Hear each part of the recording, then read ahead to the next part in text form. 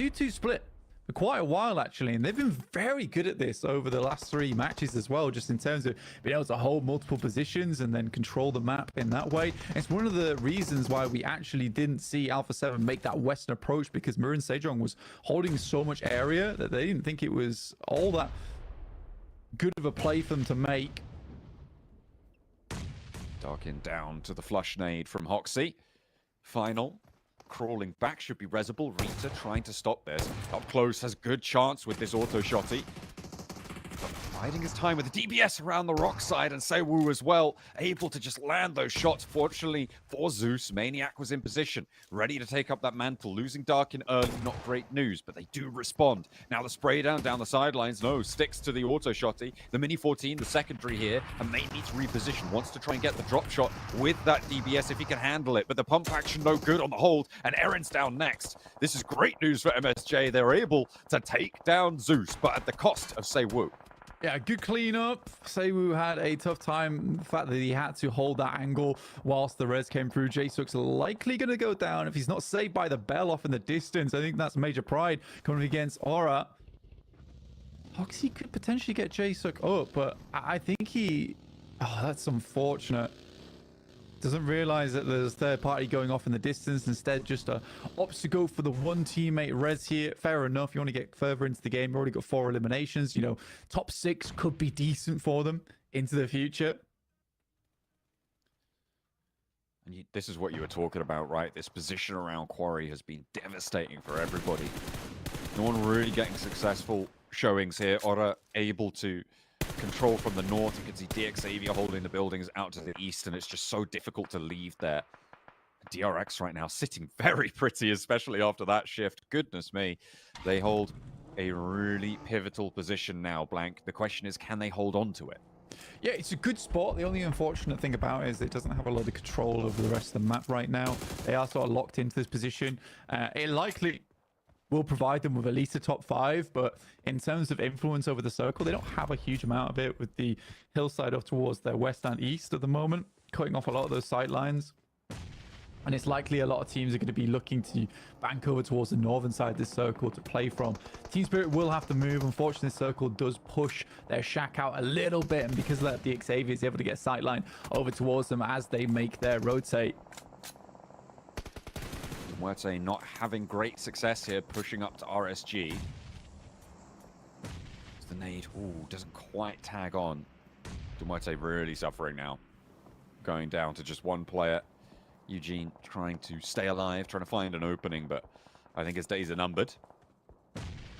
Very, very uncommon. Almost never see a 1v4, so I wouldn't be too surprised to see the L pasted on for Muerte here. The question is, how many can he take with him? I think right now RSG has got his number. They're not entirely sure where he's playing from. He's not sent any utility out either, so it's kind of hard to pin down his location.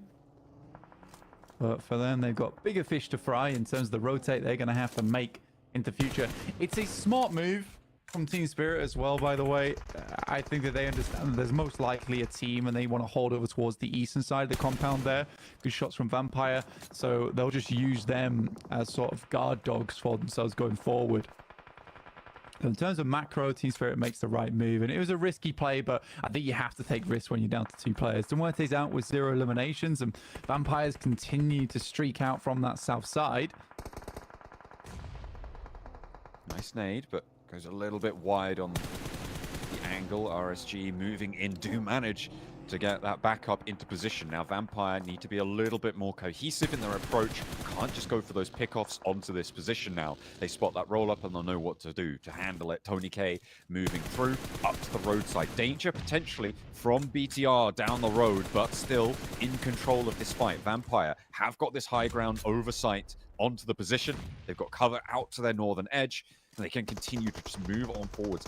Dangerous position, though, on the forefront for Nuzi, and he does go down to it. God, able to win out the spray trade, but does get answered towards by Schweppes. I mean, reasonable maneuver from RSG, honestly. I think that they had to place themselves in a position where they can fight out this engagement between them and Vampires. Unfortunately, the man advantage is just there. Schweppes up to a total of 5 eliminations so far in this match, which is awesome to see, by the way. Again, he kind of fell off a little bit over the years, but was always this incredible off angle.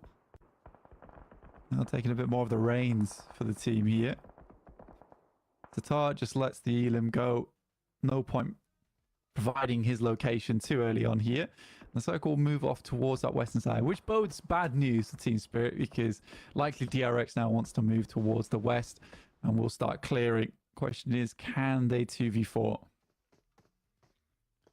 And remember, there is oversight from teams like Loops out on the east edge with the high ground oversight on that approach. It's going to make it harder for DRX to move. So potentially a little bit of a slowdown. Loops as well could just crash into DRX, not to mention Aura on the north side could be moving up into the hills. MSJ, though, fighting to leave Quarry.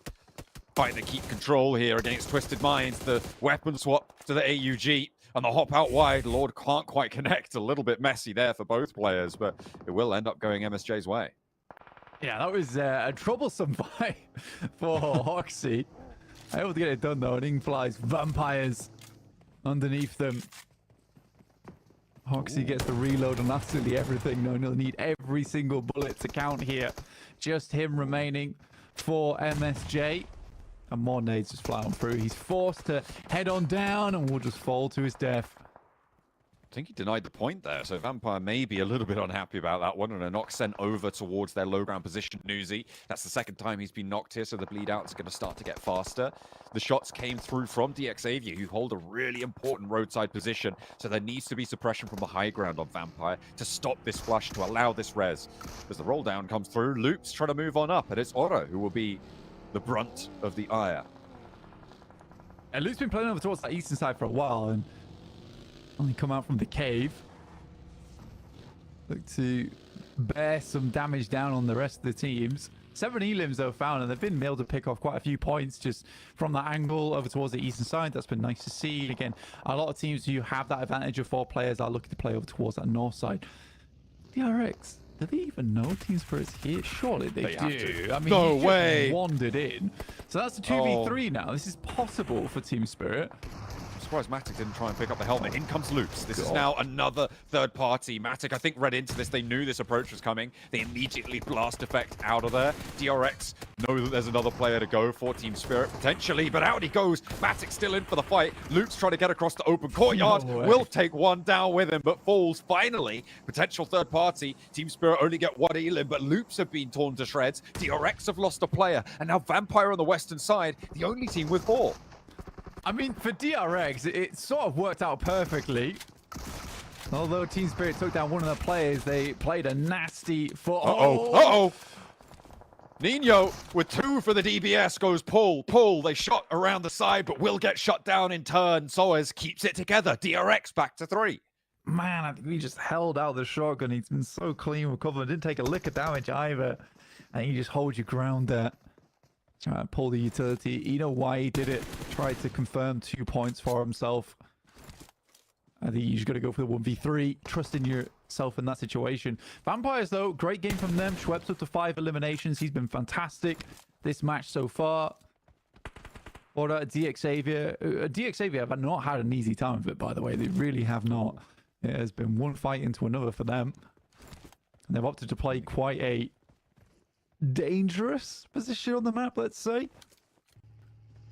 I mean, they do hold a pretty solid angle on this run out. Sure, like Levi's is in a bit of danger here. He's exposed, but how do you get to him right now if you're Vampires? Because of that backline for DRX, because of Aura, it's basically impossible actually to move up to this wizard tower.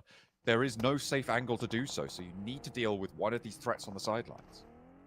I mean, right now for DXavier, it's a strong spot that can hold 2 angles and support one another from it. I mean, at the moment, Levi's is that linchpin, though.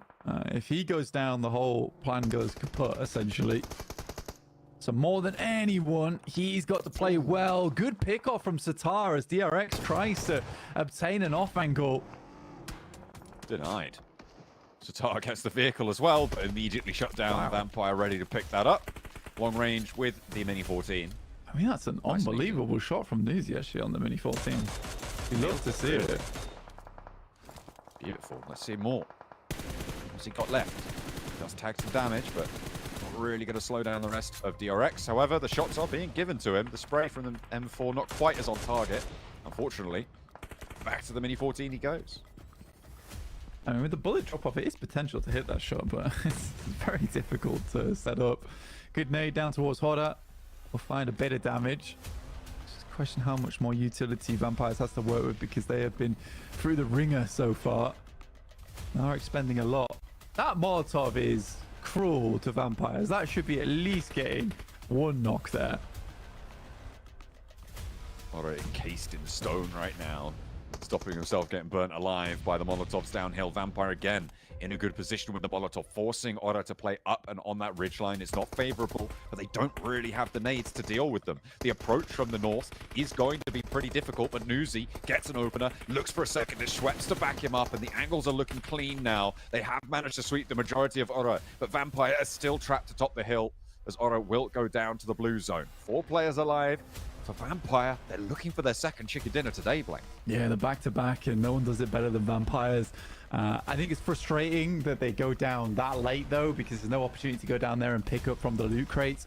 They desperately need their util. You can see a lot of the players on side just really haven't any smokes, no nades, no Molotovs left remaining, so it's all going to have to come down to that gun skill. But this is a good situation for Vampires. Although it cuts them out of the circle, it means Levi's has to leave from that wizard tower eventually. And Vampires are going to take this opportunity to move up into the forest. It's likely the last place that they can play here. I mean, it's interesting, right? They know that DRX have rotated out to this angle. They were taking shots out that way earlier. They know that DXavier will not have sight lines without exposing themselves towards this side. So this is the right call from Vampire, definitely, to descend to this ridgeline. Levi's, sure, he can take shots, but they have such a big numbers advantage. They've got tree cover to that angle. So again, I can only praise this rotate from Vampires.